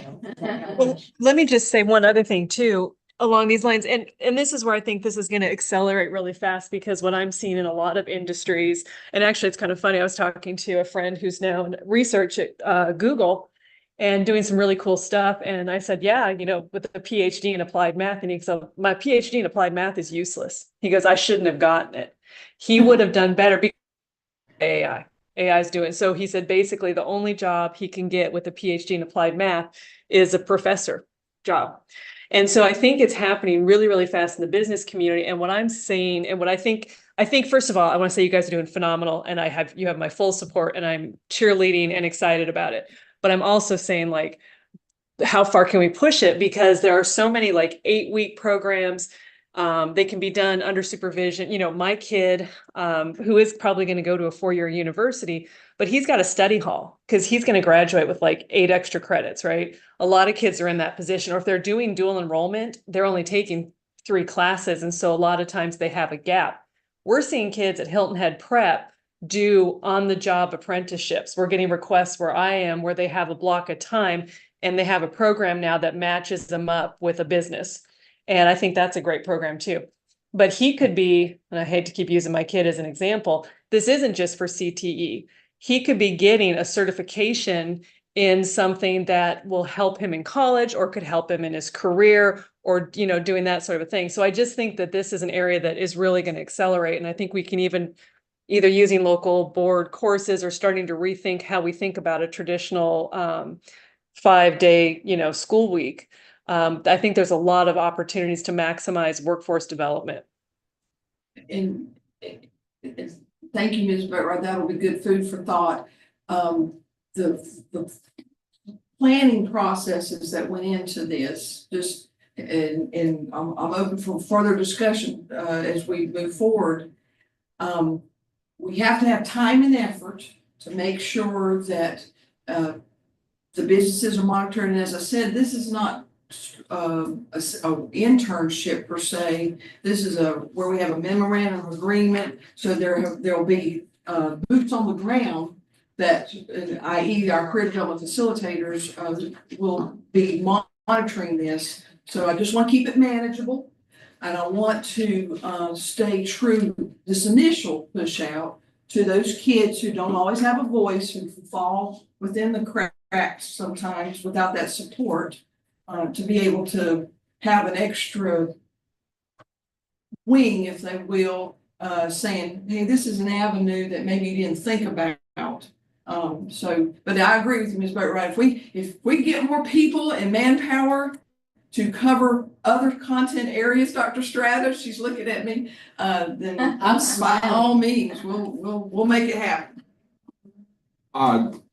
Just one thing I like to I just say I will probably support today, but at some point in time within this department, I would definitely like to see, because I would like to see in terms of almost of a spreadsheet or something to see what all this department is offering, to understand exactly in terms of our menu. What all do we have on our menu from this department in terms of programmings and things moving forward also. So if I'm on the community talking to people and they're asking me of different programs, that I can better explain to them exactly what we offer and why we are putting these programs in there, and then how we can get students involved, because there's a lot of things that's going on right now in the community. I think that some of these kids have more opportunities and they understood what they could do, that they would pick some better choices than what some of them are making, and not looking down and shutting upon any of them. But I just think that the more effective we are in terms of, the more effective I am as a board member, outside of myself, to be able to put that information out in the public and to help the students out. I think that we can better serve some of these programs, get great utilization out of these programs and serve our community. Sure. So that's just something I'm put out. I'll share that. You guys need the updated version anyway, so I'll get that to you. Isn't that the course catalog? Are we talking about the course? Well, almost it's- programmatically. Yeah, I have a chart Yeah, broken that's- down by yeah. school. So my apologies, Ms. McKenzie. I know you got yours awesome ones too. So, Madam Chair, may we continue? Any more comments? So we have 4 local board approved courses coming from Ms. McKinsey, as well as in your handout, you're gonna have a matrix of the courses that we have been utilizing that are LBAs this year. And then for closing with Ms. McKinsey, upon request from this committee, is a presentation on the arts. Okay, Mrs. McKinsey? Thank you so much, Dr. Stratus and board members. The chart that I gave you, these are the current locally board approved courses that are current and active with students in them right now. There are some courses that are not actually on this list that are inactive, but we are holding them. With the new standards coming out in ELA, science new standards last year, we just want to do our due diligence and go back through those courses and make sure they line up with current standards. So we didn't want to get rid of them, but we made them deactivated and only activated these for right now. So I wanted you to be aware of that. And we know that annually we bring this forward to the board. It's one of our requirements. I was telling Dr. Stratus earlier, my first time bringing the list of active Oh my courses to y'all, it was 337. That's how many we had. And I remember going, I don't need it, but we have weeded through a lot of those, and something that I like to think is we're kind of a trailblazer when it comes to districts in the state, because a lot of the courses we did as LBAs are now state courses. So the state's like, hey, that was a good idea. We're gonna do that, so we don't need an LBA From our right USON now. labs right now, they're in And all that, all that became state course code. so that's fantastic. But I do have several to bring in front of you tonight. The first one is an MYP course, so this course will be for specifically our 9th and 10th grade students in our Hilton Head High School cluster. Those kids will have had 3 years of the MYP program at Hilton Head Middle School. What they're facing going into high school in that 11th grade year is DP. So one of the requirements going into that program is a personal project. So what the school wanted to do is they really wanted to say, this is a personal project and it is a requirement, but we want to give you some supports in place for this project. It is huge. It goes along with ELA standards. It goes along with the program modules of IB. But the kids kind of have to pick a topic. They have to do a lot of deep research. It's kind of an intense process. And what they wanted to do was just do a quarter-long local board-approved course that gives them time working with a teacher on getting started on that project, just so that they are successful as they go through the process. The great thing about this is it gives those students a really firm foundation if they move into that DP program, the diploma program. So that's the first one. Are there any questions? Well, just a quick Please. comment. The 0.5 can be piggybacked with financial literacy. Yeah. Just to keep that in mind, it's right, because normally you would do a 0.5, what is? So it can be this with Yeah. financial literacy, so there's the econ and the government course that's required to graduation, but now it can still care if something who's getting. Would help students.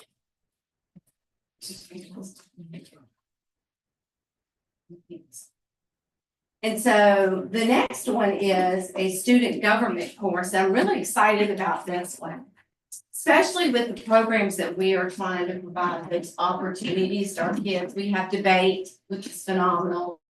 We have youth in government, we have model UN, and all of our high schools and middle schools have some form of student government.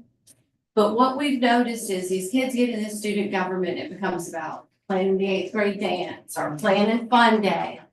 And we're missing that government leadership piece. So this course was actually brought to us by James King, who was one of our top 5 teachers of the year this year coming out of May River. And he says, really what I want to do is I want to give those kids who are thinking about leadership, but maybe they haven't had that opportunity yet. And he wants to pull those kids into a leadership course. Now, I know you're thinking, I think she brought this one forward last year. The reason you're thinking that is because Battery Creek put forward a leadership course last year. So now we see May Rivers want to put forward a leadership government course. I think this is a real positive because you see those kids who maybe I'm not gonna run for office and be that class elected president. But I think leadership and maybe government leadership might be something I'm interested in. So I know you said earlier about we're growing our own, talking about the great CTE programs. Growing our own politicians too, y'all. We're growing, you know, we gotta make it happen. So that's the second one. And now I'm not gonna say these are my favorite, but I am excited and these are great preludes into what's coming in a minute. This first one is musical theater 2. Now, our theater numbers, I've been watching them for a couple of years because they come down, a couple go up or down, but now I'm like, oh, don't let me lose theater. What I'm seeing now is the kids are loving this musical theater. So we've seen some of those programs really grow. The state offers us a musical theater 1. And then we're done with that. It moves into more of a production course and that sort of thing. A lot of our students are like, well, we want to do this next semester. We want to do this again. We want to be a part of it at another level. So what the school is seeking to do is provide that, but to provide it for a longer time for those kids. And I do think it's really critical that it's understood. Our principals in our schools go through a process to make sure, is this course something that's really wanted by our community and within our school? They go through a survey process. This course, musical theater too, started from students asking. So I think that had to be said and going into that. And the last one that I have for y'all, thank you for being patient with me. This is the last local board approved course. Really excited about this one.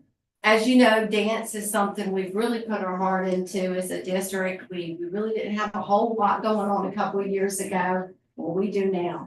And what we see now is these kids want the next level. Excuse me. We have some real dance teachers in this district. So they want to do more of a technique, more of a choreographic type course. So that puts it at an honors weighted level. So what we're requesting with this one is, can we go ahead with a dance honors course? We feel like we can start building that pathway. The presentation I'm getting ready to do in a minute, I'm going to talk a little bit about the honors courses that we've moved into the arts. I think the potential's in our district with these kids. I think it's just our job to determine what are the avenues they want and then making it happen. So I just asked that I'll be able to move these 4 LBAs forward, one on music, one on arts, one on NYP. Plus the 2.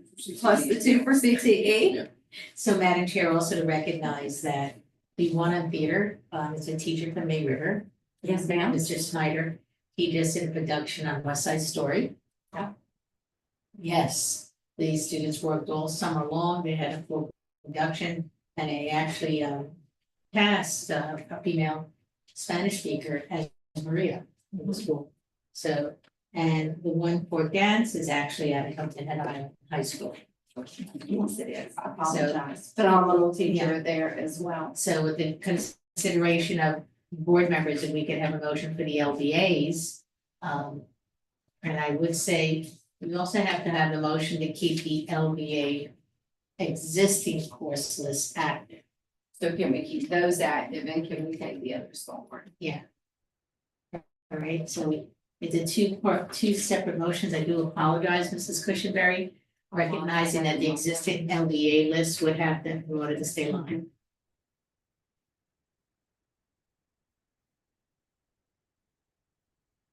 Yeah.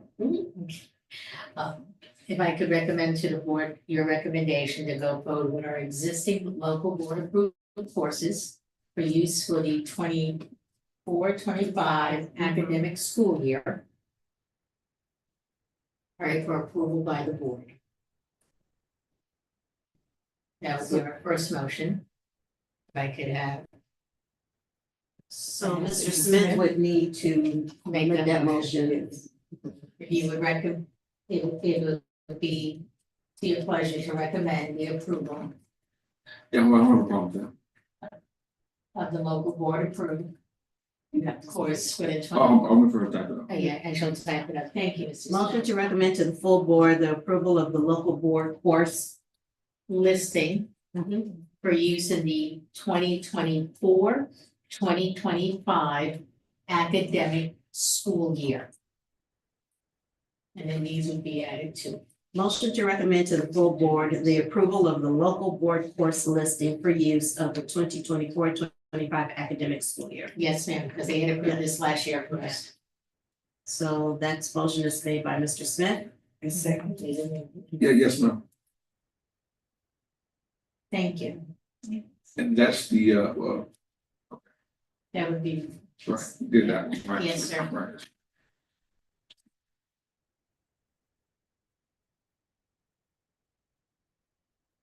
Next motion. the next motion, if the board would be pleased to support the local board approved courses presented October 30th, 2024, which include career technical and education, workforce development,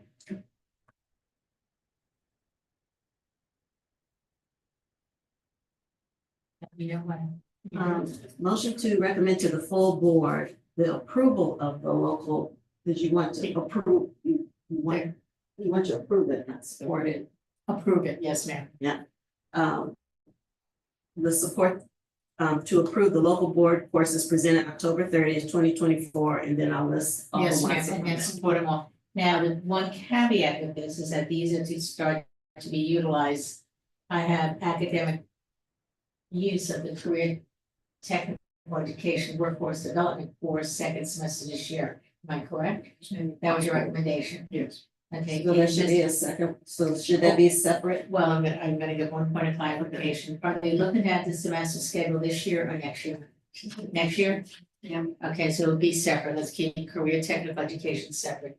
Okay, so motion to recommend to the full Yes, ma'am. board the approval of the local board support, the local board courses Course, courses. I know, and courses can have courses. Yes. Yes. Wait a minute. Oh, all right, the other four, yes, ma'am. Approval. Yes, ma'am. Present October 30th, 2024. So Yes. let's just do those first and do the career technical last one. Okay, yes, Is ma'am. it- Because I can Got it. list. Yes, ma'am. You have the titles? You want me to Yes. read them out? I Okay, have the yes, ma'am. titles. So it's Mr. Smith, you're, Yeah, I can go with that, that's fine. Ms. Gordon. A second. I have to say thank you to both of you putting this together, the educators. Because I know what the packets look like in your office. Oh, they didn't bring, and yet, look what they look like. We'll bring it in, I mean, it's. Um, You don't want that. we chose to read an executive summary, but they go through a full application process. Excuse me, Mrs. Gordon, as well as a syllabus. So this is not just, yeah, so we'll have all that information with us. Thank you. The teachers are gonna. Because this is actually initiated by the educators Oh, and Mrs. Oh, I heard of it, Yeah. Mr. King. Yeah, listen, educating, this is their request. And they go through a vetting from us to say yes, no. Mrs. McKinsey goes through the course code directly first to see if there's something that's out there and why replicate what's already there. So there's a whole process that these teachers go through even before it can go to pen to paper. So thank you. Basically. It's kind of like on the job training. For these things. This was, yes. They've been doing that in Europe. That's for exciting. years. We're behind. I'm so happy to see that we are doing it. that We're gonna putting it get there. forward. Yeah. So for the second motion, I have motion to recommend to the full board the approval of the local board approved course, career and technical education, workforce development, LBA healthcare and LBA trade and industrial for the school year, which 2024, 2025. Is it allowed to be a master schedule for second semester? That was a vote. No, thank you. It's right for you. Oh,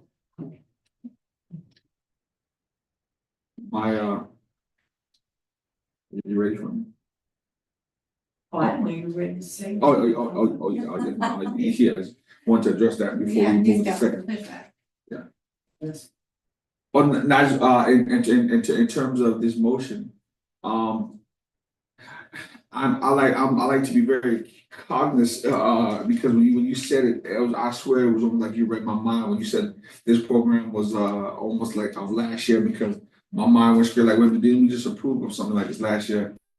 And so in terms of that menu that I talk about, I'm looking more for us to be able to have teachers and there's some people who are bringing in, but to team up and figure out a way that we redirect or reconfigure what we do have to work towards.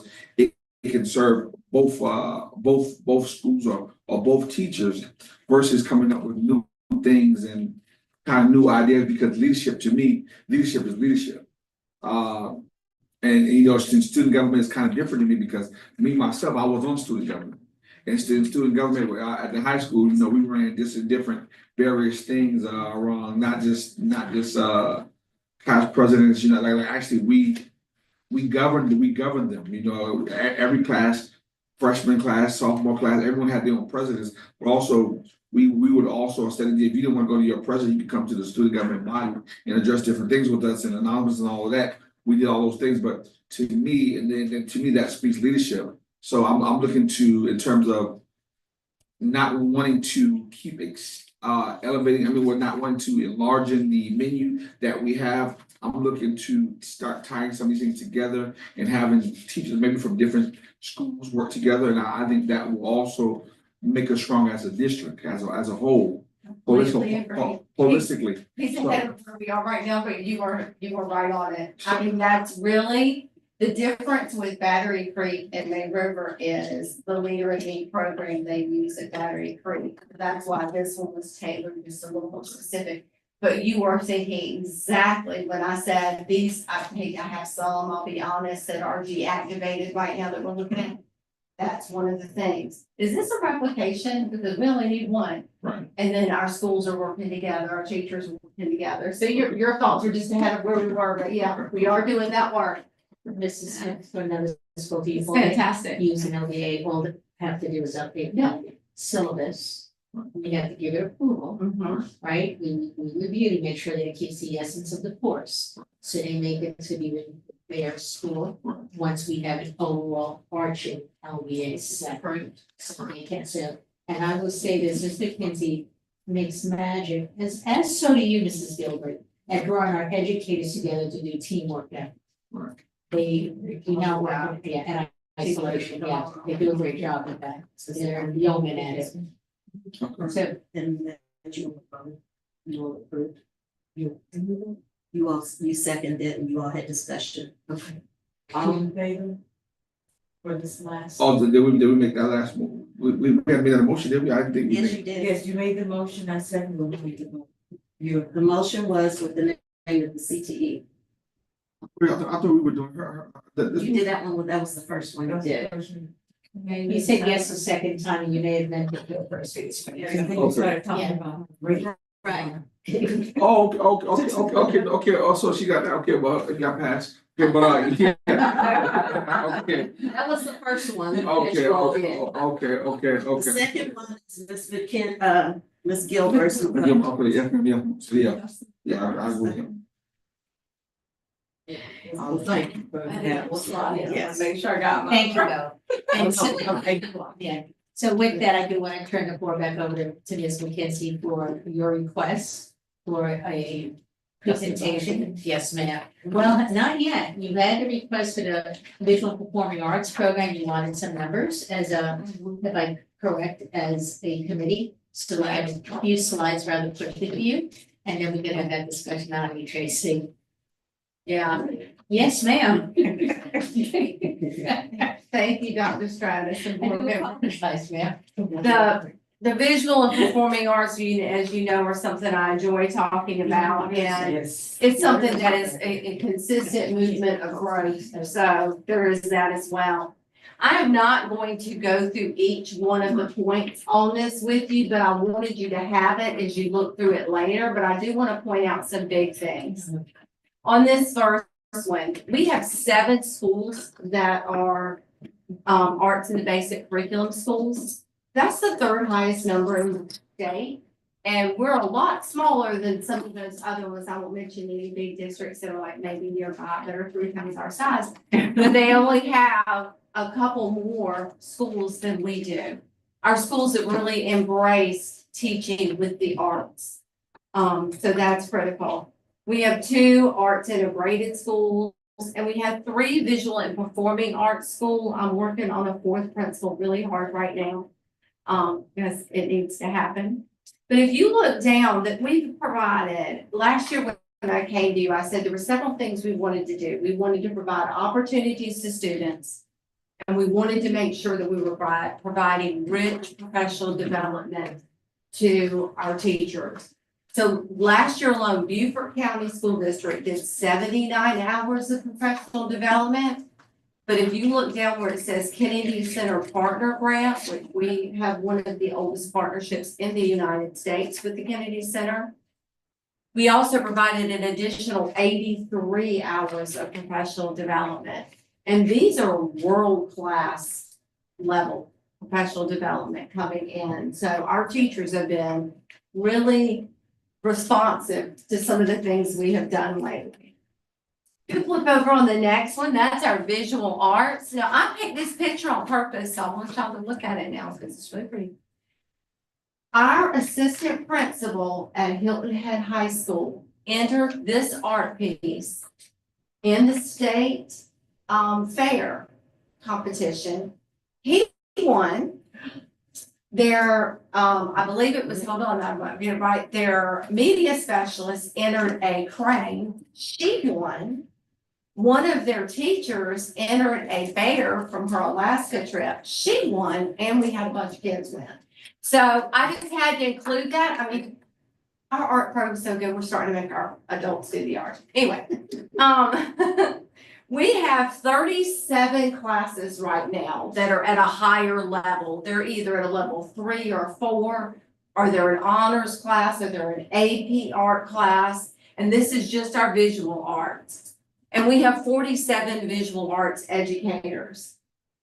Between enrollment in our high school, we currently have 6,676 high school students enrolled in a visual art class and 4,400, a little over 4,400 in middle school. So that next page is about some celebrations, and I almost will tell you, there's no way, this is not even all of them, but I said, let me give you some highlights. So some of these, you know, we had a big inaugural show last year. We have all the art that we put up here, over 200 pieces here. But if you look over at that second column, those last 2 bullets are really creditworthy. One, the National Art Honor Society published student artists. These aren't students who were brought in. These are students who are now published by the Honor Society. That's pretty cool. And then the one below that is one of our students who won first place in the Congressional Art Competition. This is the second year for us on this, y'all. Was brought up to Nancy Mace's office, and she spent time with them and walked them through. And that is in Congressional Hall until, I believe, March of this year. So really excited about that. On to a quick review of our performing arts. Now, I'm gonna be honest, if you look at this, the number that sticks out to me the most, and I went back and double, triple checked it, is that dance number, 1166. When I say our dance program is exploding, the kids just keep wanting more and more sections of it. So that is something we're gonna have to work on growing. Guitar is something that has really taken off as well. And you know, Hilton Head kind of spurred that. They had 3 or 4, I think they came to a board meeting like 3 years ago, just guys that just played just beautifully. That has exploded into almost 300 kids across the district. They were in Hilton Head. Yes. Yes, ma'am. Yes. Piano as well, and this isn't like piano like what we're thinking about grandma's piano, but the keyboards, we have spent some significant funding putting those into place. We started out with 2 or 3 at one school, and now we can't get enough of that. So we're seeing some of those programs grow. I'm gonna be honest, I'd like to see my band numbers grow. I'm not gonna say I wouldn't. I'd like to see those orchestra numbers grow.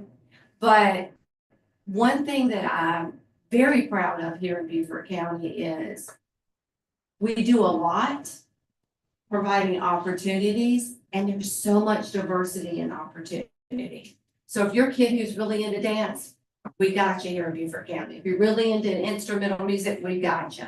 So I think that makes me happy. I do want. A quick question. Yes, ma'am. That's total for high school students? Yes, ma'am. So I apologize. No, I'm just gonna give the math on the percentage of what that looks like. It's almost 2. Oh, okay. Excuse me, Yes, Miss ma'am. Boatwright, hand is up. Oh, yes, ma'am. This is a good time. Ingrid? Hello. And I'm gonna, I think y'all are just heroes for being there at 7:15 at night, but I gotta sign off. But I did want to say, I think that these are good numbers. I've obviously, and I'm proud of what the district's accomplished, and I think you guys have done a great job. But I think that arts have been in a hole for a lot of other factors for years, right? And it's the pandemic and it's some other things. So one thing is when you're looking at data and you're like, okay, what's a proxy for arts programs? And I'm very focused on arts at the higher level. Are we developing kids that could pursue arts outside after high school or outside high school? So that I think that the proxy you have, the level 3, 4 honors APIB, is a great number to report, right? Because and correct me if I'm wrong, I know that there's some gray area here, but most kids, they do want them to have an arts credit to graduate, right? I know it's not like hardcore required, but most kids do. Is that correct still? Yes. Yes. Okay, so if you go just with high school courses, that's going to skew the numbers because somebody got stuck in a pottery class to, fill a requirement. So if you look at, one thing is I'll say, and I'm with you on the band, the orchestra, et cetera. And the problem with like things like band and orchestra, and one of the reasons why I'm such an advocate for a magnet school program is you have to have enough violins, enough clarinet. You can't just have, a small number of kids. You can have 3 kids and have a super successful photography class. You can have 3 kids and have a, reasonably successful dance class. But when you're talking about the performing arts, you really need to have a density of talent. So you need to have enough kids at each school in these higher level band. And I think that's, Karen, what you were getting at with, there's still work to be done.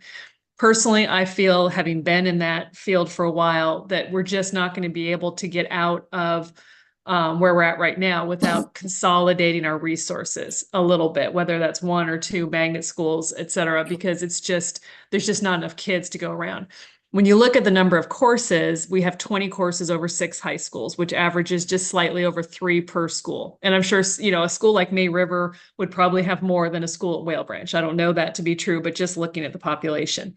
Then you've got, as far as what the performing arts are, you've got band, orchestra, choir, musical theater, dance. I know we have like guitar at Hilton Head High, so there's probably some one-offs. So 20 courses is not enough for what I'm looking for in the long range planning. Not a criticism where we're at right now, just a point of like where we want to go. The other thing is what and other people have, Mr. Miller and others have brought to our attention, and I know this to be true as well, high turnover in the performing arts educators. So when we say 62 performing arts educators, are these people that are certified? Are they teaching just performing arts, or are they people that have enough boxes checked on their teaching certificate that they're covering a choir class? Because the numbers here don't necessarily match up with what I see and hear from the community. So I think this is great. I think this is great data. And I know for a fact that you guys are pulling all the levers. So this is not a criticism.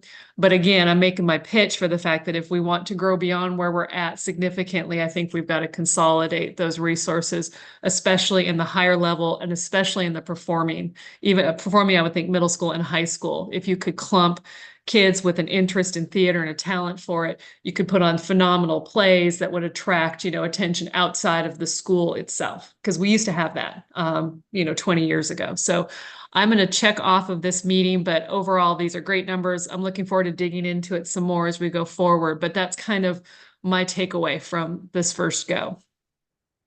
Thank you. And I completely agree with Ms. Boatwright. The 20 number does not settle well with my heart, to be honest. I think we can do much better. I will say the state is a little bit better about designating courses in visual art for some reason. So you may see more. I mean, you saw musical theater just come your way and dance just come your way. You may be seeing some more because that might be the avenue we have to take to get that number up. And to provide those greater opportunities for kids. Well, Go ahead. it was just to go back to that chart. It's funny that Ms. Boatwright said that because I too was going to ask a question around what she said in terms of concerns. When we say enrollment, do we mean as in these are students that are in the classes, or these are students that are actually in the band, in the chorus, and the dance? Are these students are in the programs? be like, Within the scheduled course, not extracurricular. Yeah. okay, because I just did some math and I ain't see not one band with that much students with over 200 kids in the field, so Yeah. yeah, those numbers could. Enrolled in class. You know, Yes, sir. okay, but just to say, just to kind of, something what I was gonna say, is that I do have concerns in a couple of these courses and their numbers, because these numbers are not satisfying to compare to what I've seen, in terms of one of the middle schools, where middle school band last year, where we had maybe at least over 100 kids in a band, and then this year, the high school, that high school band don't even have how much, probably one grade level possibly had in that band, so that those, so how we're keeping these numbers to be able to actually get the utilization out of them and to push students, because in this area right here, these are scholarships. These are how some kids make it out.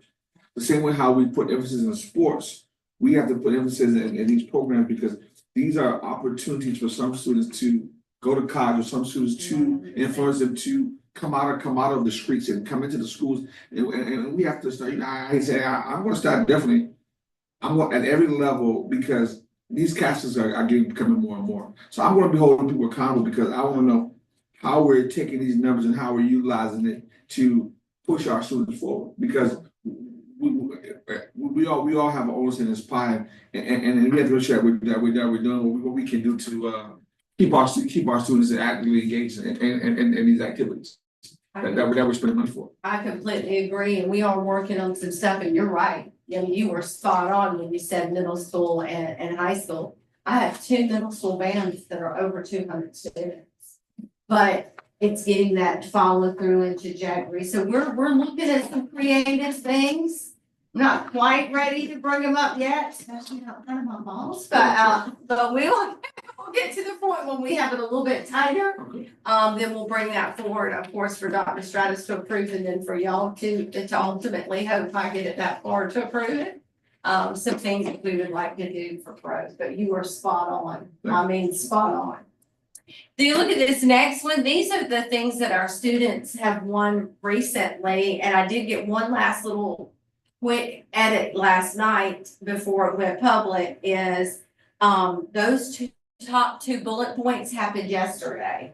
So we had 41 students who were accepted into the South Carolina Regional Choir yesterday, and 2 that were accepted into the American Choral National Honor Choir yesterday. So I wanted to hurry up and get those in. But we have so many things and opportunities for our students to be involved in. You know, they can be involved in the honor band or all region band, or the elementary or the secondary honor choir. And that's one thing that I think Josh and I really found out when we meet with people from around the state and around the country. That's a unique opportunity that we provide here in Beaufort County. Not all districts say, you know what, y'all have these honor students, get them together as a whole district and let them sing together and work with a world-class, choral director. So that's kind of a unique thing. So we're looking at possibly Josh and I and our Kennedy Center partner might be presenting that in DC later on this year, just so we can share how we've made that happen for our students here in Beaufort County. But that next page, the only thing I'm gonna show, because I know we're all getting tired, but I'm getting windy on the arts, which doesn't take me long. If you look at that little chart on the very bottom, in 21-22, there was not enough equity in those 3 bars. We had one that was kind of high, we had one that was too low, and one that was too low.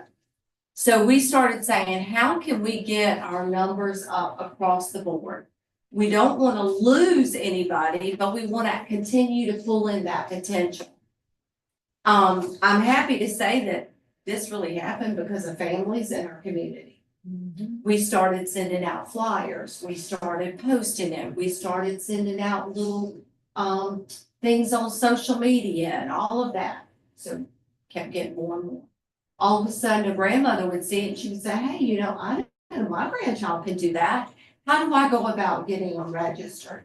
So last year, we were really fortunate. We worked with some of our after-school sites and some of our local churches. And at the ecumenical luncheon, pastor said I could do it again. But me and Josh just got our computer and we just went over there and sat. And those parents or grandparents who want to register their child for screening, they just come and give us that child's name and we can help them get through that process. We have gone up tremendously, not only in our identification last year, we're running on about a 50% increase in our underrepresented populations. So we're really excited about that, but we're not happy with that. I don't know if that makes sense because Absolutely. we still have to get that bar up. It's not where it needs to be. It needs to move up. So we've got more work to do. So this year we are excited. We had some members of the community are also going to help us adjudicate. So judge those things. I think that'll help us because then they can go back and now they know what it looks like from the inside. So they can go back in their communities and go, hey, it's really not that scary. This is all you have to do once you get in there, register your kid. So hopefully that's going to continue to grow. And principals are talking more about it as well. I have shared because I was part of this morning's presentation on the whole day actually. Yeah, but we're really excited and we want to see that continue. And my last little page here is just our goals. We all know our goals are 75, 75, 92. But I have to add other things. I have to talk about providing more opportunities for them to be performance assessed. And we were talking about those high level classes. There's always multiple reasons. Seal of distinction in the arts. Our students can graduate with the seal of distinction in the arts. So they could go to SCAD or they can go to, and it opens doors. 2 years ago, we had 16 kids.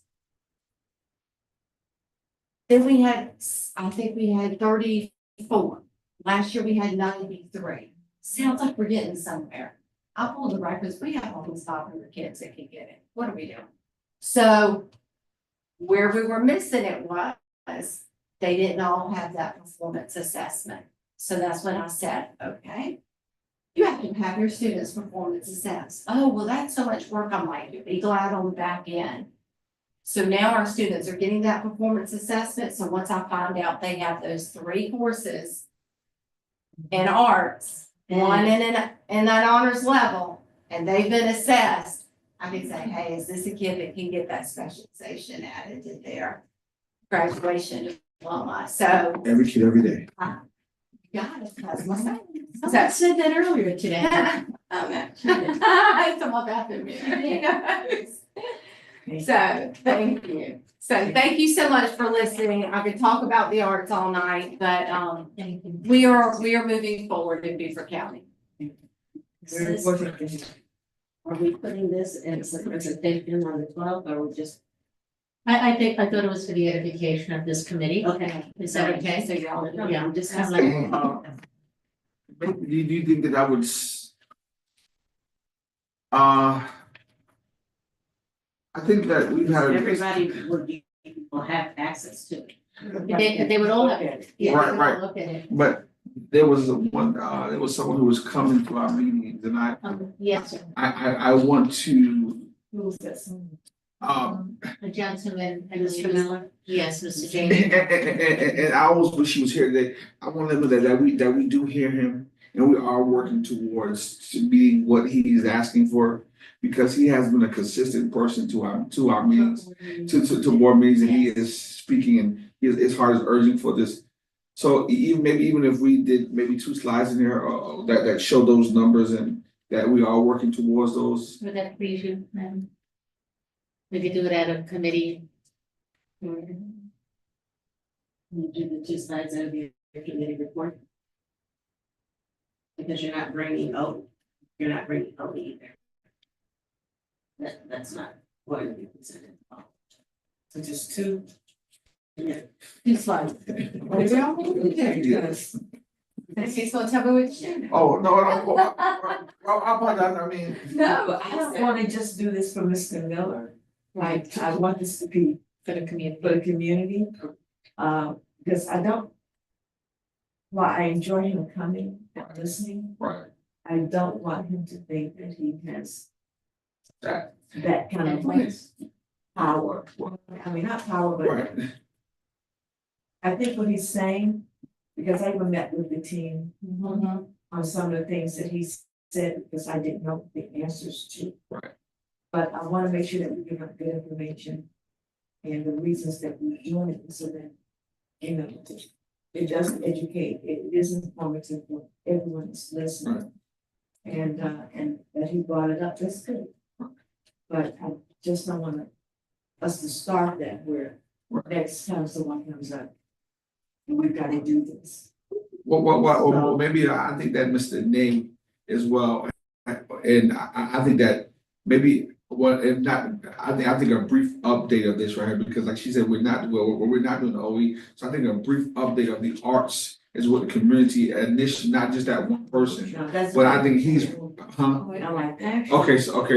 So maybe we can have an update of your, a brief summary of, a brief summary.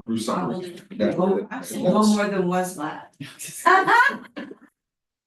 Now you haven't done the agenda of your workshop, that was For the work session. for the work session. That's next Monday. Next Monday. So you'll be doing 2 agendas next Monday. Yes, we do, on next Monday, we'll be setting the 12th and the work session. Session, okay. So maybe you want to give that option. It is 7:30, so we'll be. Yeah, because I gotta get some of the meeting too. So we have to do the. HAC, so there was a request, Mrs. Gordon, to reach out to the members of the committee. Would you like that it goes out collectively, just overall group committee versus or individual by board members? How do you want board members to speak to the membership of the health advisory committee? A board member wanted the health advisory committee To send emails to to- send each individual. Uh, No, I spoke about that, I believe, the last committee member, Madam Chair, if you would, what I said was that, at the actual meeting, is the time for, because we are some as a body, and that way everyone's on the same page. I thought that would be the time for the question, and not, and so not. what you're saying is the board member should ask the question when we're meeting, Yes, ma'am. so that everyone hears the question Right, yes, and ma'am. hears the answer. Yes, ma'am. And yes, and we don't do individual questions and answers, and I agree with you. Yes, ma'am, because that could be looked at as a As, a yeah, different meeting or something, or some other things, so yeah, yes, ma'am, so just to keep it, yes, ma'am, that's what I and it would, keeps everybody above. yes, ma'am, so that's my recommendation, if you would. The second request that came in is, there are some members who have not attended, who have been missing. They had assignments, and so the chair wanted to reach out, send an email. Should the email come from the chair of that committee, or should it come to the board? Because the chair of the committee has put together an email, just, asking the members who have been absent, hey, are you all still interested? You've been assigned a couple of things to look at. Because if they're hosting some of the material that we need Right. to have reviewed in order to go forward. I personally think it should come from the chairman. Okay, Okay. and would you like the board yourself to be CC'd at it, so just keep the record? They can see, you and me. That one. I will CC the committee. CC. Yes. Well, I will CC. I will CC the academic committee. Good evening, sir. More questions? No. Okay, no. The next meeting, for future topics, we already have future topics. We're bringing back OE 13. We're bringing the minutes back. We have another OE 14 that will be That will go coming, through student that will be services. coming through student services. The next meeting is scheduled for November 20th at 5 o'clock. And I'll be. Thank you. Thank you. We're adjourned. Meeting, yes, meeting. We're like, oh, they a motion to adjourn. I really appreciate that. You know, it's very supportive. You guys make it easy.